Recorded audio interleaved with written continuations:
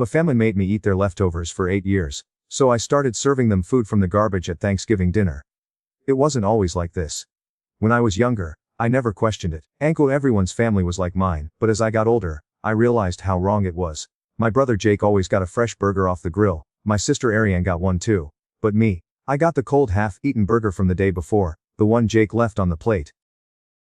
My mom would say, "Food is food. Stop complaining," as if I should be grateful. My dad would chime in, "We don't waste food in this house." It wasn't about food though. It was about being treated like I didn't matter. It wasn't worth the effort. It was about me sitting there, watching my brother and sister eat fresh meals, while I choked down leftovers no one else wanted. It started when I was 12, and I thought it was normal. The older I got, the more it felt like I was invisible. I ate cakes for breakfast. Not for me. I'd get the soggy ones from Tuesday. Dinner meant fresh pizza for everyone else, and leftover slices from last weekend that had gone hard for me. I tried to offer to cook. I even tried buying my own food once, but they threw it out. They said we couldn't waste money on duplicate groceries. I got a mini fridge for my room. My dad took it away, saying it was selfish. "We're a family," he'd say. "Don't divide us." The worst part: birthdays. On Jake's birthday, fresh 3-layer chocolate cake. On Ariane's birthday, strawberry cheesecake. On my birthday, I'd get frozen bits of both cakes from their birthdays, out with candles stuck in like that made it special. "At least you get 2 kinds of cake," my mom would say. But it wasn't about food. It was about the years of being overlooked, of being told I wasn't worth the fresh meal, of being treated like the afterthought, the one they could throw scraps at and expect me to be grateful. Every holiday, every celebration, the same thing. I was the one who ate their leftovers. Thanksgiving, Christmas, Easter, everyone got fresh meals and I got the scraps. I kept coming back because they guilted me into it. But every time, it was the same, never changed. Last Thanksgiving though, something inside me snapped. I watched my mom serve everyone fresh turkey, fresh stuffing, fresh everything. Then she went to the fridge and pulled out a Tupperware. "Here, honey. I saved this for you from our practice dinner on Tuesday." Practice dinner? They had a whole Thanksgiving dinner without me, and saved me the scraps. That was it. That was when I decided I had to do something. I volunteered to help cook this year. My mom was suspicious, but she agreed. I showed up early, bags of groceries in hand. The plan was simple. I was going to cook the meal, make everything look perfect. The turkey golden, the sides beautiful, everything fresh and hot. But I wasn't going to serve it to them. I had my own plan for Thanksgiving dinner this year. The morning of Thanksgiving, I stood in the kitchen, side by side with my mom, preparing the meal. She was still suspicious, but she didn't say much as I worked. I was careful, making sure everything looked perfect: golden turkey, mashed potatoes just the right texture, stuffing with cranberries and herbs. I felt a sense of pride, something I hadn't felt in years. For once, it wasn't about making do with scraps. I was creating something real, something good. But even as I worked, I couldn't shake the feeling that nothing would change. No matter how perfect the meal, no matter how much effort I put in, I knew they were still going to treat me like I was the one who didn't matter. My mom moved around me in the kitchen, always at the center of the action. I could see how she was trying to watch me, trying to figure out what I was doing. She didn't trust me, but I didn't care. I was done being invisible. As we worked, the kitchen filled with the familiar smells of Thanksgiving herbs, roasting meat, baked bread. I could hear the laughter of my family trickling in from the living room as they arrived. Jake, his wife, Ariane, her boyfriend, and all the extended family showed up one by one. The noise grew louder, and I could feel the tension in the air, thick like the steam rising from the pots. They were all here, and they had no idea what I had planned. The table was set. It looked perfect. I could hear the comments from the family as they sat down. "It smells so good in here," they said, looking at the spread I'd worked so hard on. My mom was beaming, proud of the meal she assumed I was preparing for them. I smiled back, but it wasn't the same smile. This one was sharper, like a mask I was wearing to hide what I was about to do. The moment of truth came. I'd spent hours making everything look perfect, but I knew I wasn't serving any of it to them. Not yet. I walked into the kitchen, my heart pounding. I knew what I had to do. I pulled the garbage bag out from the corner where I had hidden it earlier in the morning. It was full of the leftovers from their dinner the other night. Old turkey, mashed potatoes, and even bits of salad, ankle and soggy. It was everything they had served me for years, and now it was going to be their turn. I brought the bag to the table, making sure to keep my face neutral. I set the first plate in front of Jake. He looked at me, confused at first, then his face changed. "Hell is this?" he said, staring at the half-eaten turkey covered in coffee grounds. He leaned back in his chair, disgusted. Leftovers from the garbage. His voice was thick with disbelief. I stared at him, keeping my voice calm. "Isn't that what you always told me? Food is food, right? Stop complaining." His face went pale. My mom's hand shot out as if to stop me, but she was too late. Take that away, she ordered, her voice trembling, but I didn't. I put a plate in front of Ariane next. She gagged immediately, the smell hitting her like a punch. This is disgusting, she said, pushing the plate away. You're right, I said. It is disgusting.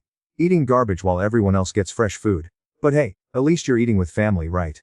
My dad stood up, furious. What's wrong with you? He demanded. I looked at him and didn't flinch. What's wrong with me? I repeated, the words cold. Land your literal leftovers for 8 years. Not even good leftovers. The stuff you picked through and didn't want while you all ate fresh food in front of me.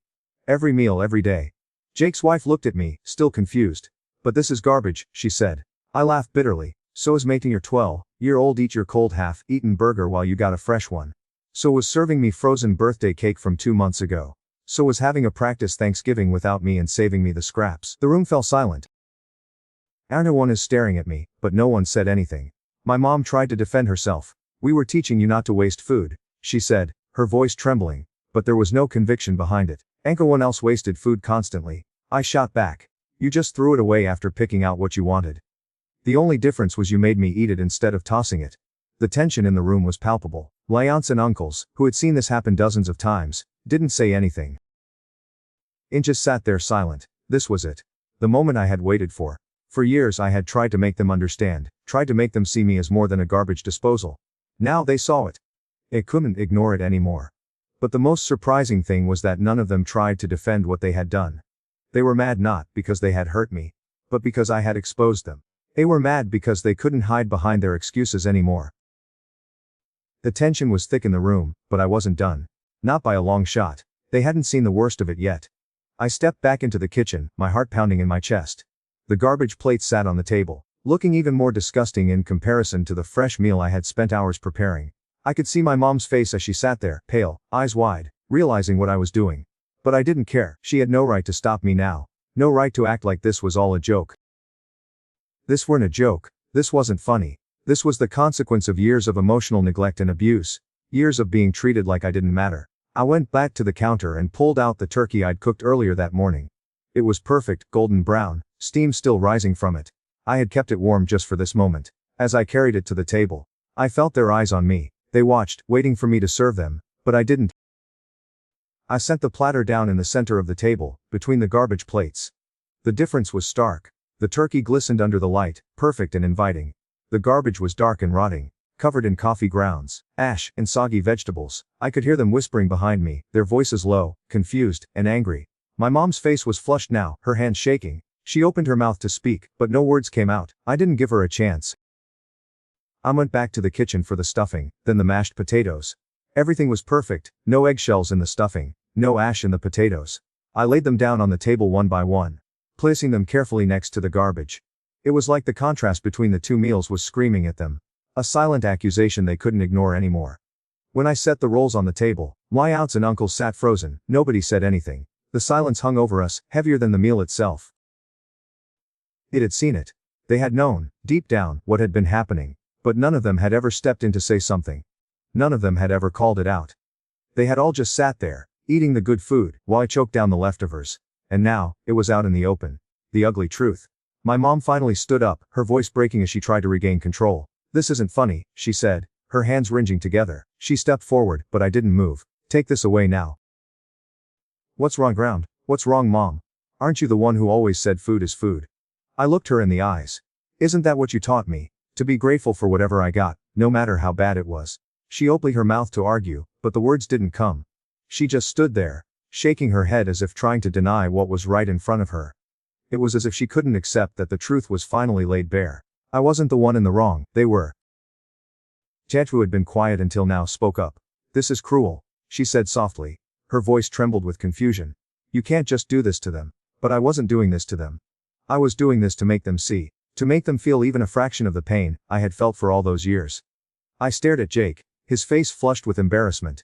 He couldn't even look at me. He looked down at the garbage plate in front of him and squirmed in his seat. In reality, of what he had allowed to happen, what he had been a part of, hit him all at once. He couldn't hide anymore. He couldn't pretend he hadn't seen it, didn't know. He had to face it now, just like I had. Jake, you remember the time when I was 14 and asked you why I never got fresh food, while you got everything new? I said. You looked at me like I was crazy. Told me I was being dramatic, that I should just eat what I was given. I took a step closer to him and knew exactly what was happening. And you told me to shut up and accept it. You knew and you did nothing. His face dropped. He couldn't meet my eyes. I watched him shrink in his seat, his shoulders curling in, his gaze dropping to the plate of garbage in front of him. The shame in his eyes was clear, but it wasn't enough. It wasn't enough for what had happened. Ariane, who had been silent the whole time, finally spoke. I didn't know it was that bad, she said through her tears, her voice full of guilt and confusion. I didn't understand. I let her cry for a moment, watching her shake. I felt nothing. No sympathy, no satisfaction. Just emptiness. I knew that look. It was the same look she always gave me when she wanted to act like nothing was wrong. She had watched me eat moldy bread while she ate fresh toast. She knew exactly what was happening. She just didn't care, because it wasn't happening to her.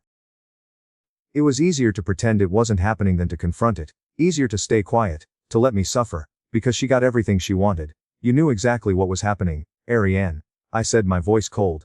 You watched me eat leftover pizza while you got fresh slices. You saw me eat soggy pancakes, and you never once stood up for me. You just didn't care because it wasn't happening to you. It was easier that way, wasn't it? She shook her head, sobbing harder now, as if she were trying to convince herself that I was wrong. But I wasn't wrong. She knew. She had always known. In the chaos, Victoria cleared her throat, cutting through the noise. I need to say something, she said, her voice steady, but I could hear the emotion behind it. I've watched this happen for years. I've been at this table over and over again, and I never said anything. I just let it happen, guilt filling her eyes. I'm sorry I didn't say something sooner. I should have. That was when it hit me. It wasn't just my parents who were guilty. It was everyone who had seen it and stayed silent. Every single one of them had let it happen. They were all complicit, and they were finally seeing the truth. But it was too late. I couldn't take back those years, and they couldn't either. I turned back to the kitchen and grabbed the turkey, the stuffing, the rolls, the mashed potatoes, everything I had made. Fan it all back to the table, setting it down in front of them. The real meal, the one they had watched me prepare. The contrast was overwhelming. The garbage plates sat there, ugly and unappetizing, while the fresh food gleamed in the light. The room was silent, and the only sound was Ariane's quiet sobs. No one moved, no one spoke. The silence stretched on, thick and suffocating. The fresh food I had made sat untouched in front of them, the contrast between it and the garbage plates so stark it was impossible to ignore. My mom's face had gone from white to a deep shade of red. Her eyes flickered between the real meal and the trash, her mouth opening and closing as if she wanted to say something, but nothing came out. I didn't take my eyes off her. I couldn't. This was the moment. The moment I had waited for. The moment when they could no longer pretend they hadn't been treating me like nothing for all those years. Jake, still sitting frozen, finally broke the silence. What's going on? He asked, his voice small, shaky. His eyes kept darting from the real food to the trash and back again, as if he was trying to make sense of it all. What is all this? I didn't answer right away. I wanted him to feel the weight of it, to see how little he really understood. Finally, Ed Carely. I spoke, my voice calm but sharp. This is what I ate for 8 years. I said, pointing at the garbage. This is the food you threw away, the leftovers you didn't want. Ankled me, eat it while you all got fresh meals. You didn't even think about it. You just ate and ignored me. Like I was some kind of afterthought. But you didn't have to worry about it, because it wasn't happening to you. Chase twisted as brows furrowed as if he were trying to process what I was saying, but he couldn't. Not yet. He had always been the one who got fresh food, fresh everything. He never had to think about it. He didn't have to question why I got leftovers when he got the best of everything. He started. But he trailed off, not knowing what to say. I didn't give him the chance to backpedal. You don't get it, do you? I leaned forward, my voice growing stronger with every word. You've been living in your own little world, and I've been the one stuck eating the scraps. And when I asked you about it, you told me to stop being dramatic. You told me to shut up and just accept it. But I didn't. I couldn't. My mom finally spoke, her voice shaking. You don't understand, Justin, she said, the words thick with defensiveness. We were teaching you important lessons, about food, about gratitude, about not wasting things. I repeated, my voice rising. Is that what you think this was about? You made me eat moldy bread while you ate fresh toast, and now you're telling me this was about teaching me not to waste food. You taught me that I wasn't worth the same as you, and I didn't deserve the same treatment. You didn't teach me anything except that I'm just here to clean up after you, to eat whatever you don't want. My dad's face hardened. He stood up from his chair, his hands clenched at his sides. Enough, he said, his voice booming. This is ridiculous. You're just trying to ruin Thanksgiving for everyone. Ruin it, I scoffed. You ruin Thanksgiving for me every single year. Every same old meal was a reminder that I was nothing but the family garbage disposal. This wasn't just about food. It was about me being treated like it didn't matter. And now you're mad because I'm finally showing you what that looks like. My mom's eyes filled with tears. I didn't mean to hurt you, she whispered, but the words sounded hollow. Nauman was doing what was best for you. No, you weren't, I said flatly. You were doing what was best for you. You didn't want to waste food, and you didn't care that I was the one eating it. You didn't care that it hurt me. You only care now that it's out in the open. My dad stepped forward, but I didn't flinch.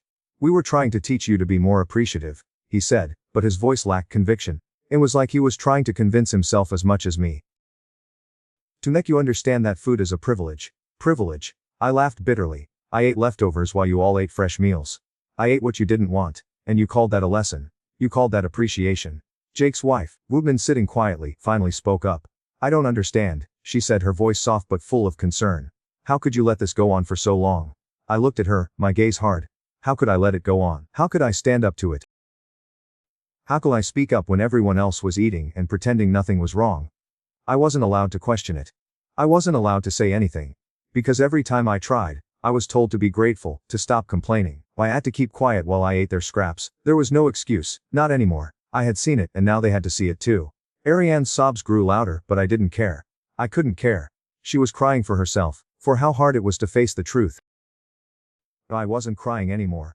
I had cried for years alone, in silence. This wasn't about tears. This was about forcing them to look at the wreckage they had caused and finally understand what they had done. Victoria, who had remained silent through most of this, spoke again. I'm sorry, Justin, she said, her voice thick with regret. I should have said something years ago. I should have protected you. For the first time, I saw genuine remorse in someone else's eyes. Not from my parents but from Victoria. She had seen it too, and she had stayed silent. But at least she was speaking now. At least she was admitting what we all knew: this had gone on far too long. I didn't know how to help, she continued, her voice breaking. I thought it wasn't my place, but I see now how wrong I was. I'm sorry. The rest of the room fell into an uncomfortable silence again, the air thick with guilt and regret. Mom wiped her eyes with the back of her hand, but there was no apology, no real understanding from her. She still couldn't accept what had happened. Still couldn't take full responsibility. She tried to defend herself, to make excuses, but I wasn't listening anymore. I had said everything I needed to say. The rest was up to them. The dinner had collapsed into chaos. The food I had made, the real meal, sat untouched in the center of the table. Accusation. The garbage plates, filled with scraps and leftovers, were still in front of everyone. No one spoke. My mom was still crying, her face flushed with embarrassment and guilt, but her tears didn't feel like remorse. They felt like shame, shame for being caught, for having the truth revealed to everyone else. Jake sat there, completely still. He couldn't even look at me anymore. He just stared at the garbage on his plate, as if he were waiting for someone to explain it away, to make it seem like this was all just one big misunderstanding. But there was no misunderstanding.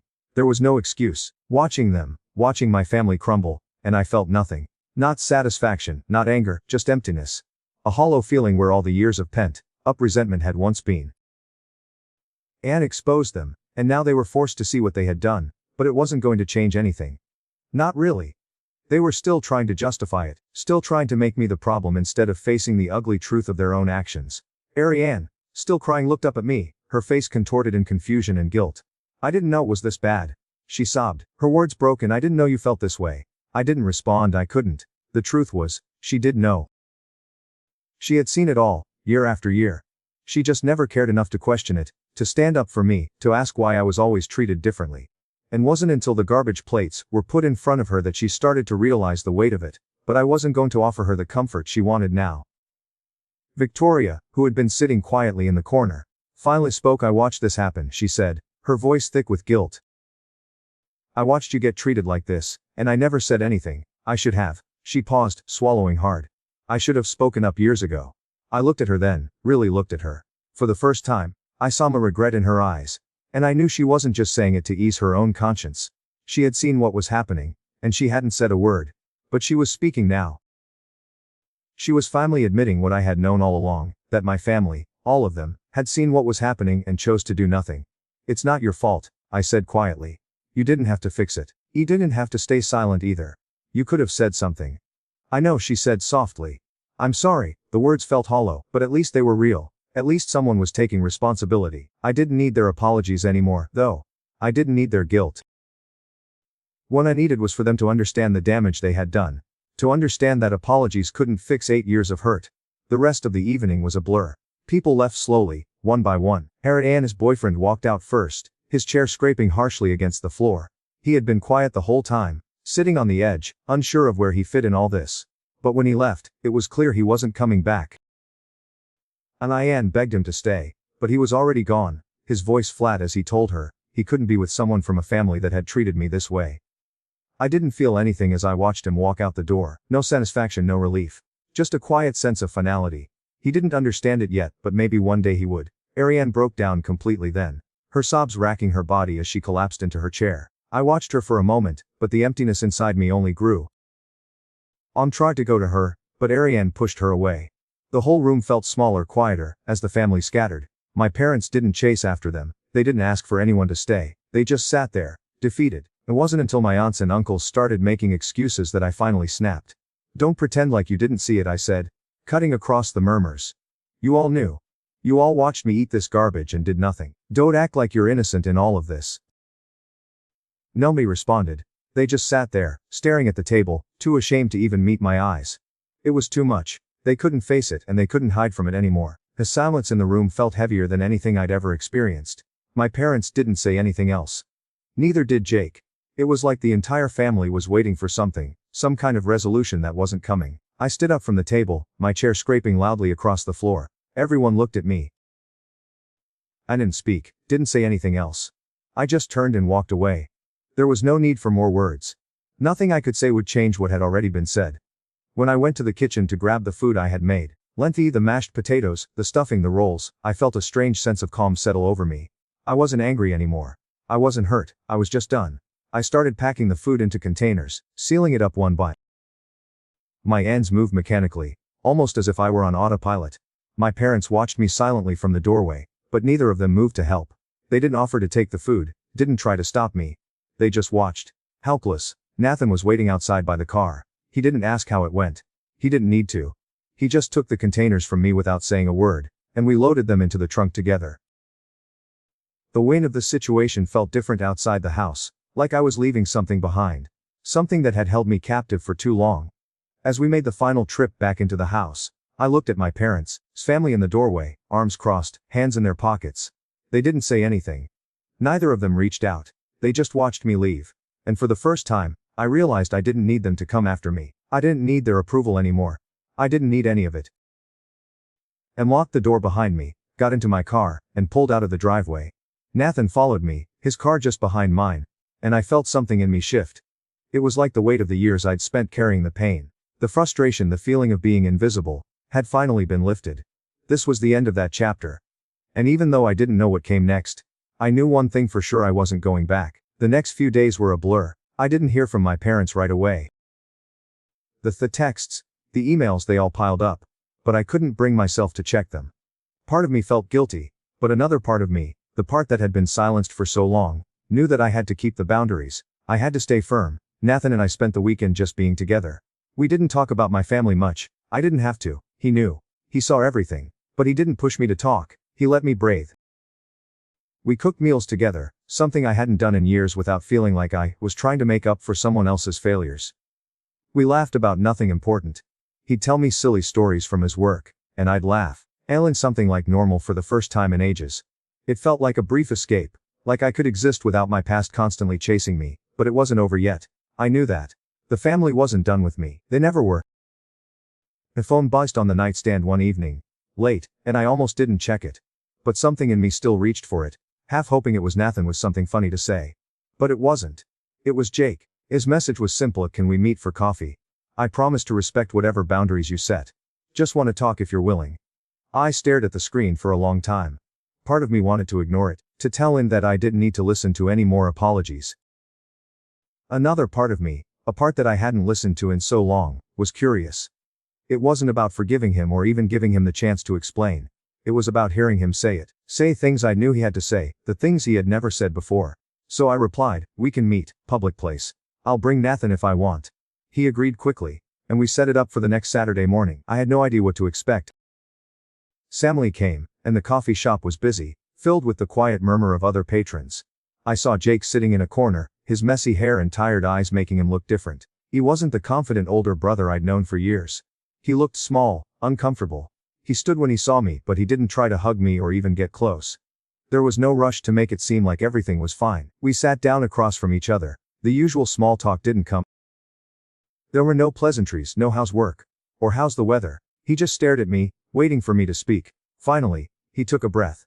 I've been seeing a therapist, he said, his voice rough, as if he wasn't sure how to continue. I've been working through my privilege, my complicity. Those were my words, but it's the truth. I never thought about what you went through. I never saw it, I just accepted it. Sorry for that. I watched him closely. His words weren't rehearsed. I could see how hard it was for him to say them, how uncomfortable he was with admitting what he had allowed to happen. For the first time, it felt real.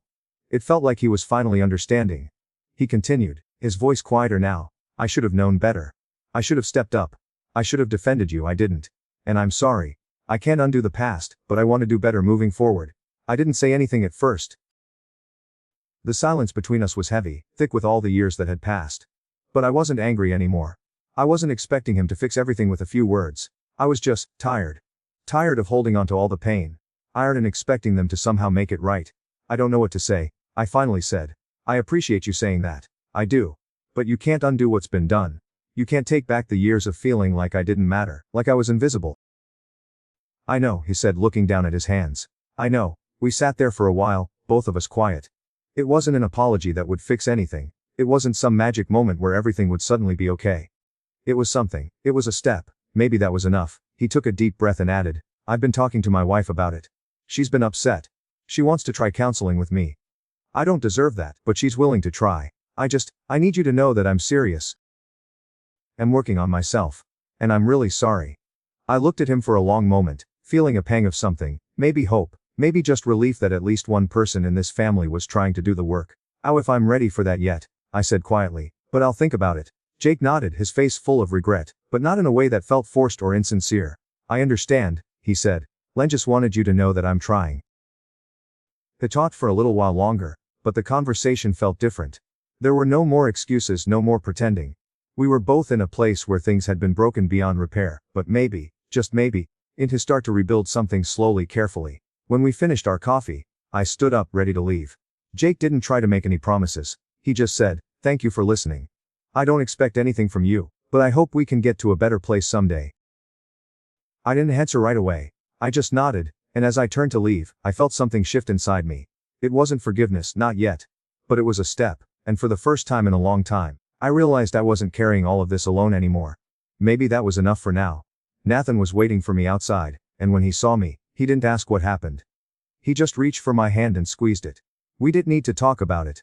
We didn't need to say anything at all. A healing wasn't going to happen overnight. But at least now, I was finally ready to start. The next few weeks were quieter than I expected. After Jake's apology, things shifted, but not in the way I had hoped. My parents didn't reach out immediately. The messages, the emails, they kept coming. But I ignored them. I had set my boundaries, and I knew I had to stick to them. The silence from my parents was deafening, and I wasn't ready to engage. I wasn't ready to let them back in. I kept busy. Anko and I made plans to get out of the house. To go places where I wouldn't be reminded of everything I had left behind. We spent weekends at the park, long afternoons at the beach, talking about everything and nothing. And were moments when I felt like I could breathe again. Like the weight of everything I had carried for so long was finally starting to lift. But then came the call. It was from Victoria. Her voice, shaky and full of regret, asked if we could talk. She said she had something to say that she should have said years ago. The words she spoke weren't easy, but they were real. I've been thinking about everything, Justin, she said, her voice breaking, and been so silent for so long, and I'm ashamed of it. I watched your parents treat you that way for years, and I never did anything. I never said anything. I just let it happen, and I'm sorry. I know I can't fix it, but I want you to know that I see you. I see the hurt. And I should have said something. I sat there, the phone pressed against my ear, trying to process her words. It wasn't easy. Hearing her admit that she had seen it and done nothing was a punch to the gut. I had spent so many years alone, wondering if anyone had ever noticed. Wondering if anyone had ever cared. And now Victoria was finally admitting the truth. I can't just let this go, I said softly. I can't forgive you for staying silent. I don't even know if I can ever forgive you. I understand, she said, her voice tight. I don't expect forgiveness, not right now. I just wanted to tell you that I'm sorry, and I want to make it right. I want to support you however I can, and if it means staying out of your life until you're ready. I was quiet for a long time, processing what she said. My emotions were a mess. On one hand, I appreciated her honesty. On the other, I didn't know what to do with it. Could I forgive her? Could I ever let go of the fact that she had watched me suffer, watched me eat garbage while everyone else ate fresh food, and said nothing?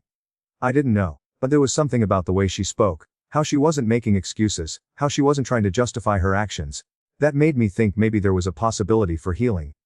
Maybe. I don't know when or if I'll be ready, I said, the words feeling heavy in my mouth.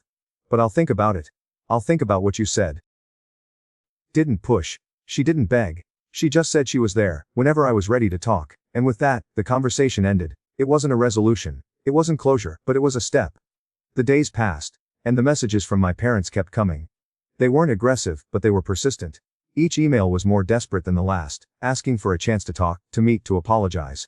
My mom said she missed me, that she wanted to make things right. My dad said he was sorry, but he didn't know how to fix it. The words were the same every time, apologies without accountability, justifications without real understanding. I didn't answer them. It wasn't about the words. It wasn't about hearing them say they were sorry. I had heard it all before. What I needed was for them to show up. To show me they were willing to change. To prove they understood the depth of the damage they had done, but they weren't ready, not yet. I kept the distance. I spent time with Nathan, and I focused on my own healing. I started going to therapy myself, not just for what happened with my family, but for everything. I needed to understand why I had allowed myself to stay in a situation that hurt me for so long. I needed to figure out who I was outside of all the pain they had caused me. It wasn't easy, and it wasn't fast, but it was something. And for the first time in a long time, it felt like I was moving forward. A week later, I was sitting at the kitchen table with Nathan, talking about our plans for the holidays. I hadn't thought about the holidays at all, not in the way I used to. The thought of spending them with my family, of going back to the same old patterns, felt suffocating. But Nathan suggested something different. Why don't we host our own holiday dinner? He asked, a smile in his voice. We could invite my parents, my sister, a couple of close friends, people who actually care about you. People who will show up for you. Let's make our own traditions. I looked at him, surprised by how simple and perfect the idea felt. For the first time, I didn't feel trapped by the weight of what my family had done. I didn't feel like I had to live up to some idea of what the holidays should be. I could create my own, with people who saw me, with people who cared. That sounds perfect, I said, my heart lighter than had been in weeks. And for the first time, I felt a real sense of hope. Not because my family had changed, or because they had apologized, but because I was finally taking control. I was creating the life I deserved. The holidays didn't feel like a burden anymore. They felt like a fresh start. And that was something I hadn't allowed myself to feel in years. The weeks leading up to the holiday dinner were filled with a strange kind of anticipation. Nathan and I spent evenings planning the menu, picking out decorations and sending invitations. It felt almost surreal. Annan is building a new world. One where I wasn't forced to carry the weight of my family's dysfunction anymore. This dinner wasn't about showing my parents, or anyone else, that I could survive without them. It was about me finally reclaiming something they had taken from me for years, my peace, my happiness, and my sense of worth. I spent hours in the kitchen with Nathan, chopping vegetables, stirring pots, and baking pies. It was simple work, but it was work I did because I wanted to, not because I was trying to fix something that was broken. We laughed together, talking about the future, making plans, and teasing each other about who would handle the mashed potatoes, and who would burn the rolls. That was the kind of lightheartedness I had forgotten existed, buried under years of resentment and guilt. The night of the dinner, everything came together perfectly.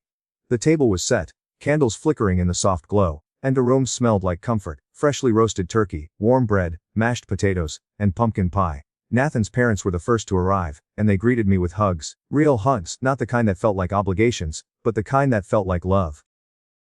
His sister came next, bringing her famous homemade rolls. My friends from work arrived shortly after, arms full of appetizers and desserts. There was laughter, the clinking of glasses, and the familiar feeling of being surrounded by people who truly cared about me.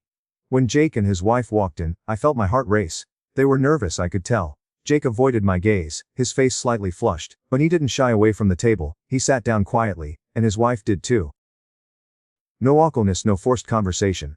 Just acceptance. They didn't need to explain themselves anymore. This wasn't about them making amends. It was about them showing up, and that was enough for now. I glanced around the room, at the faces of people who had chosen to be there because they wanted to be. It hit me then. This was what family was supposed to feel like. Not obligation, not guilt. Just people who cared, people who showed up, no strings attached. And now sat down to eat, and as I took my first bite of turkey, I realized something important. For the first time in years, I wasn't just going through the motions. I wasn't trying to fill a role or pretend I was okay. I'm actually present. I was enjoying the meal, enjoying the company, and most importantly, I was enjoying the freedom that came with knowing I no longer had to beg for anyone's attention or approval. After dinner, as we sat around the table, talking about our favorite memories and making plans for the future, Victoria found me in the kitchen. She had a quiet look in her eyes, and for a moment, I thought she might say something about my family. But she didn't.